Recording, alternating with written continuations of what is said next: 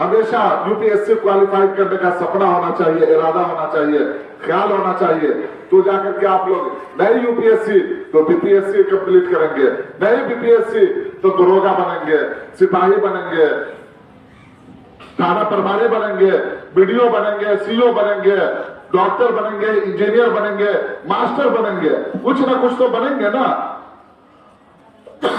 تو اونچا جب بھی آپ خیالات رکھیں گے، اونچا جب بھی آپ سپنا رکھیں گے، تبھی کچھ نہ کچھ آپ پراپت کر سکتے ہیں۔ جس طریقے سے بہت سارے بچے ہوتے ہیں جو پولیٹیکل سیاست کے چھیتر میں جانا چاہتے ہیں، تو بہت سارے بچے مکھیا، پنچایت سمیتی، وارڈ، اتنے ہی تک کا سپنا پال کے رکھتے ہیں۔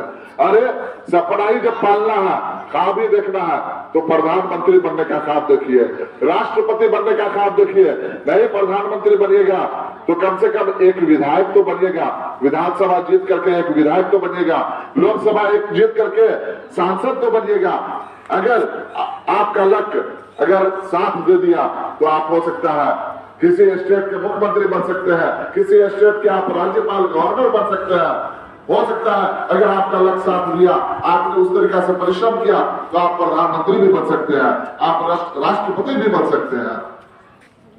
تو پڑھائی کے ساتھ ساتھ ایک ہمیشہ خیال کرنا چاہیے کہ اپنوں سے بڑوں کا ادب کرنا چاہیے، اپنے شکشک سے آنکھ ملا کر کے پڑھا کرو، تب دماغ میں باتیں ہٹیں گی۔ ابھی میں اسپیچ دے رہا ہوں اور آپ بچے پیچھے بات کر رہے ہیں، میں دیکھ رہا ہوں کون کون بچے بات کر رہے ہیں، میں ان سبھی بچوں سے بعد میں پوچھوں گا۔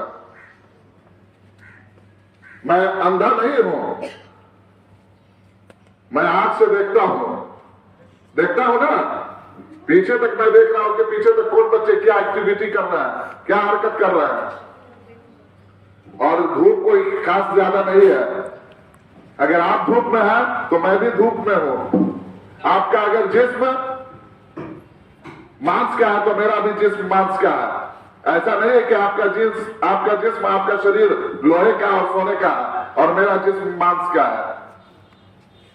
تو اس لیے اگر گرمی لگ رہی ہے تو گرمی برداشت آپ بھی کیجیے، ہم بھی برداشت کریں گے، لیکن کیئرفلی طریقے سے لائن میں کھڑے ہو کر کے میری بات کو سنیے۔ آج جو سن لے گا وہ یقیناً کامیاب ہوگا اور میری باتوں پہ عمل کرے گا، میری بات کو سننے کے بعد اس پہ عمل کرے گا، یقیناً زندگی میں کامیاب ہو جائے گا۔ اور جو نہیں سنے گا، یوں ہی لاپرواہی میں گزار دے گا، تو وہ کبھی زندگی میں سفل نہیں ہوگا۔ تو میں یہ کہہ رہا تھا کہ جب بھی کلاس میں شکشک پڑھائیں تو ان کا احترام کرنا چاہیے، ان کا ادب کرنا چاہیے، اپنے سے بڑوں کا ادب کرنا چاہیے، جو چیزیں جو چیپٹر پڑھایا جائے اس کے حساب سے اپنی زندگی کو ڈھالنا چاہیے۔ اسی لیے کہا جاتا ہے باادب بانصیب، باادب بانصیب، بے ادب بے نصیب، کہ اگر آپ باادب رہیں گے، ادب سے پیش آئیں گے تو آپ کا نصیب بھی بہت اچھا ہوگا، آپ کا نصیب بھی جگمگ کرے گا، چمکے گا۔ اور اگر آپ بے ادب رہیں گے تو آپ کا نصیب بھی اچھا نہیں ہوگا، آپ کا نصیب بھی خراب ہوگا، آپ کا نصیب بھی جگہ جگہ دھوکہ دے گا، آپ کا نصیب بھی جگہ جگہ فیل ہوگا۔ اس لیے پڑھائی کے ساتھ ساتھ باادب بنو، بانصیب بنو، بے ادب بنو گے بے نصیب ہو جاؤ گے۔ کیا بننا ہے؟ باادب، ہاں باادب بننا ہے، پڑھائی کے ساتھ ساتھ باادب بانصیب، بے ادب بے نصیب۔ ٹھیک ہے، میری بات ہے آپ لوگ کو سمجھ میں آ رہی ہے نا؟